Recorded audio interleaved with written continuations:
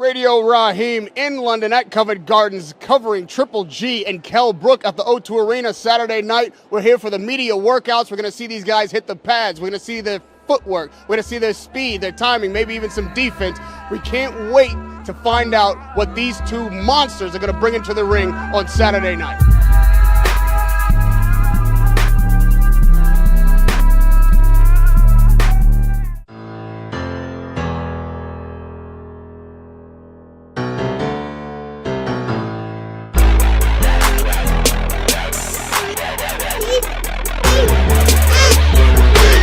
Radio Raheem here with Eddie Hearn at Covent Gardens. Last time I was here was the Anthony Joshua weigh-in. A tremendous turnout for these workouts. And it's obvious why they're here. You've got Kell Brook, a local success, somebody they love, and Triple G coming over for the first time.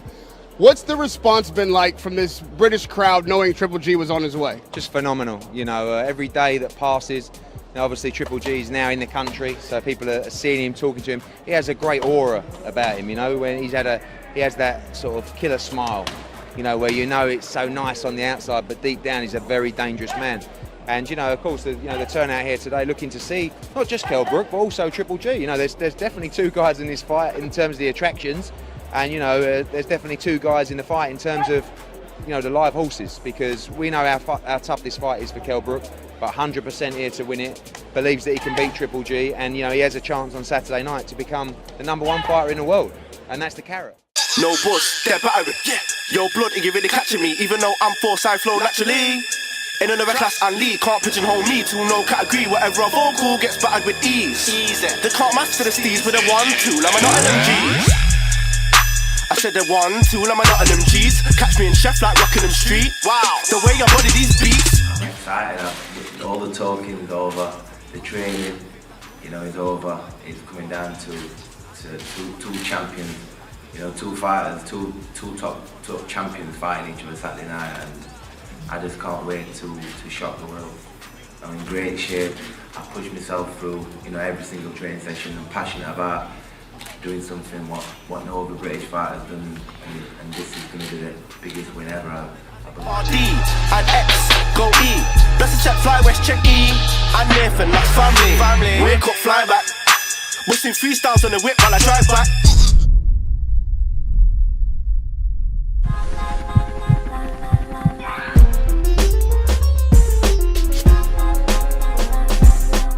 You know Kell Brook better than most, maybe any. What is it that he has in his arsenal that people are underestimating that can be effective against Triple G? What is it that, sorry? What does he have in his arsenal? What weapons can he use that people are not recognizing? First of all, he's a devastating puncher. Kell Brook can knock you out with one single shot. If he catches you to the temple or to the chin, he can knock you out. Kell Brook's a devastating puncher when he wants to be. Secondly, Kell Brook he's got the textbook boxing skills, the perfect textbook boxing skills of punching right, his movements right, his timing and his accuracy. And he's learnt his sport, he's learnt his craft. We're not talking about a kid that's just come out of nowhere. We're talking about a kid that's been training for 21 years.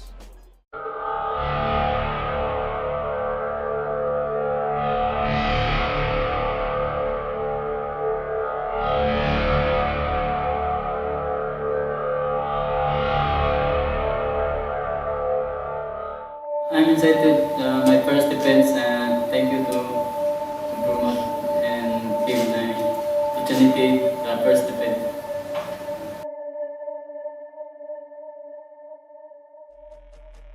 Conor Benn, I love this boy. Each time I see him, he wants to listen, he wants to learn. He reminds me of his dad, and when his dad was first started, I didn't rate his dad. I thought this man ain't going to do nothing. The rest is history. And Nigel learned so much from his losses, and he came back a different fighter. Now he's one of the most successful British fighters we've had because of what he achieved, and one of the most colourful. And I think the difference between him and Conor is Conor's actually smarter, cleverer.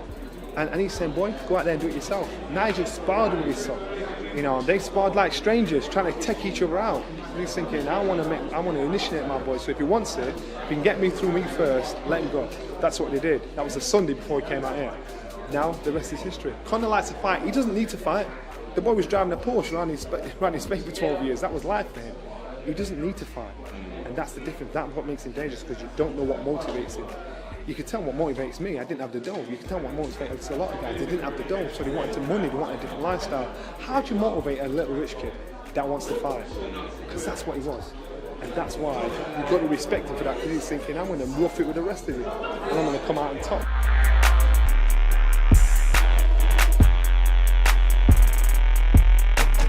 It's a blessing, mate. It's a blessing in disguise to be able to be on such a big bill, you know, making history. First up to the scales, he comes to us from Sheffield, England. His record a perfect one, 36 fights, 36 victories, including 25 wins by knockout. Tomorrow night he is the challenger, and he is the reigning welterweight champion of the world. He's the special one. He is Kell, Special K.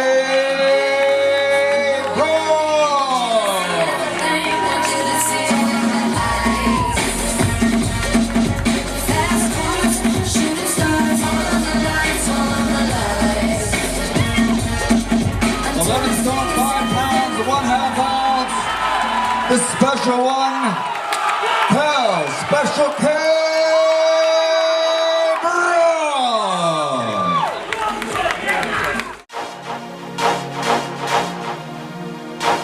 It's my way, following no fashion. Do your research, you'll see.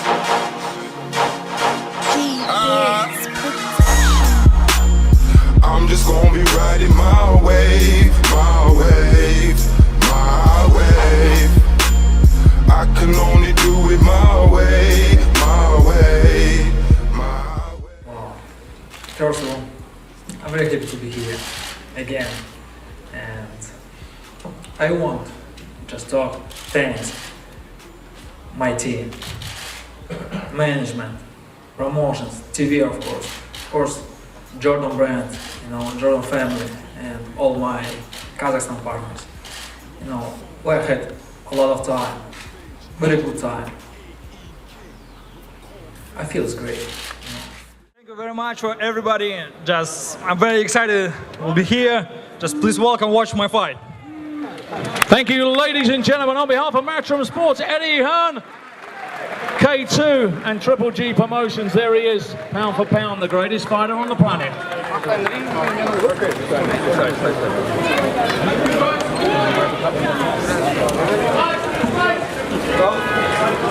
So, ladies and gentlemen, it's very soon time for us to welcome home.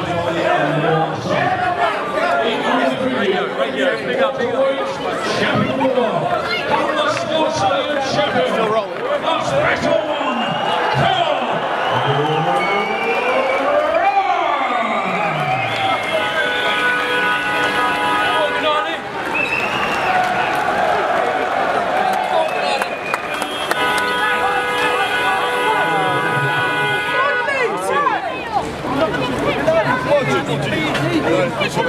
That's pay-per-view right there. That's box office right there. What? And next up onto the scales, ladies and gentlemen, his record also a perfect one. It stands at 35 fights, 35 victories, including 32 knockouts, 22 knockouts in a row up to this point. He comes to us from Karaganda, Kazakhstan, and he is the undefeated middleweight champion of the world, Genady Golovkin, aka Triple G.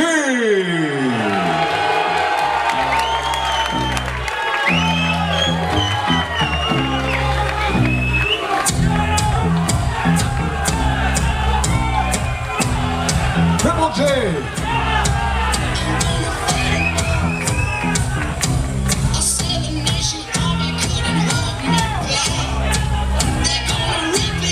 11 stone 5 for the undefeated middleweight world champion, Genady Golovkin GGG.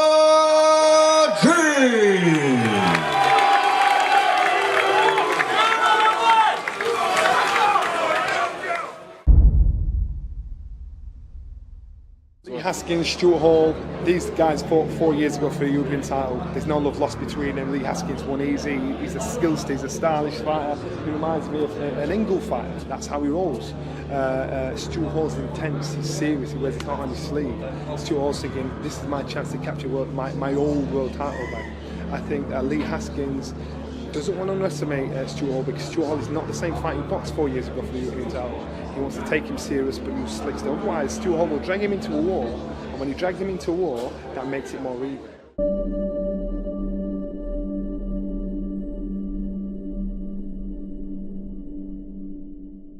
I'm not disrespecting Eubank Jr. because Eubank Jr. can fight. I rate him as a good kid. I actually thought initially when his fight was shouted out, I thought it's too early for the boy.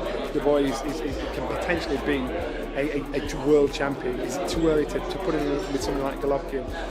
Senior and Junior knows what Junior can do in the gym, so they see different things. That is just my opinion, and so I think maybe it's a blessing in disguise that fighters haven't yet. So let's wait maybe a year or 2 years down the line, get a bit more experience, get a few more fights in, make him a more accomplished, mature fighter that's more sure of himself. Because I saw a few chinks when he boxed Billy Joe Saunders. I thought footwork needs to be tightened up, skill and tightness needs to be tightened up.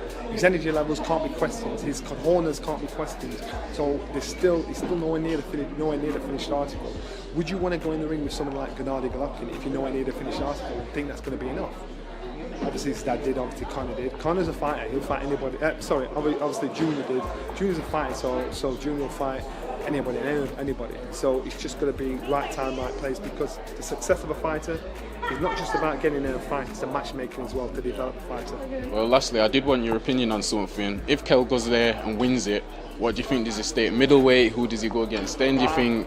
I would be surprised if Kell actually went back to welterweight either way, because the guys in the gym, the guys that know Kell, have always been surprised to say, how does he make welterweight? He's more of a middleweight, stroke like a middleweight, then he's a welterweight, but he manages to make the weight. So we don't know how he does it. So people saying he's stepping up a weight. No, he ain't. This is his weight. He's comfortable. You saw him getting in the ring yesterday. The man looks like hot. He's like, and it's not artificial weight. He looks sharp still. He still looks sharp, look powerful, but he looks happier. A happy fight is a dangerous fight. So I think Kell wins on Saturday. They won't say he's the best pound-for-pound fighter in the world, because they'll say, is it a fluke? Is it like Vladimir Klitschko and Tyson Fury? Let's see him do it again. So he won't get the credit he deserves until they fight again. And that's just how it is.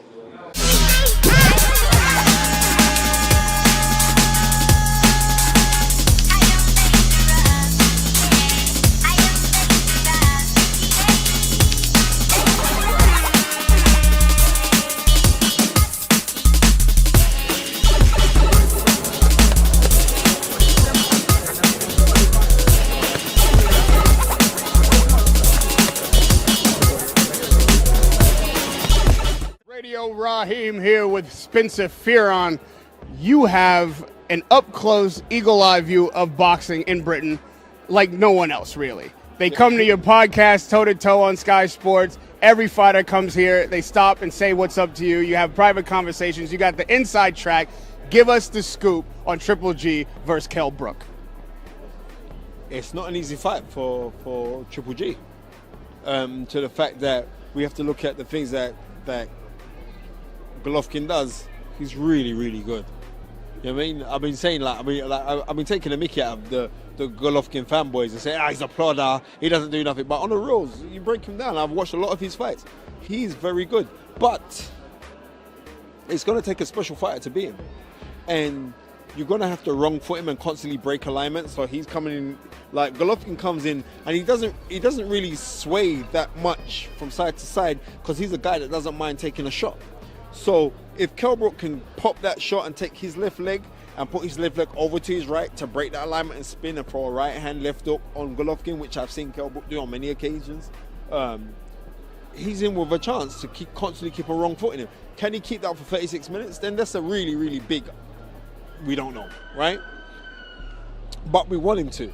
We want him to for the fact that he's taking the fight. We want him to because history will state that when guys are moving up from 147 up to middleweight and they're fighting a solidified champion, not some paper champion. Golovkin is a solidified champion and he's a monstrous puncher. And we just saw him when he was hitting the pads. Abel Sanchez wasn't even trying to slam the pad onto his hands to try and create a sound effect. You was hearing a thudding sound. They're bone-breaking punches, right? Kell Brook's got to be 100% on his game. And if Kell Brook's on 100% on his game, break alignment and pop his jab, because Kell Brook has got an excellent jab. And not only that, I saw in the Willie Monroe fight that Golovkin's susceptible to uppercuts. It's just that Willie Monroe didn't have the experience to administer those uppercuts on him. Kell Brook's got very good timing. If Kell Brook can administer that uppercut and just keep him moving, I think Kell Brook should opt to box in this fight. He shouldn't opt to try and, I'm going to give it to him and try and hurt him, because you're trying to hurt a guy that's constantly been at 160, who's a strong, big, set, fit 160 guy. It's going to be difficult. I think he should opt to box.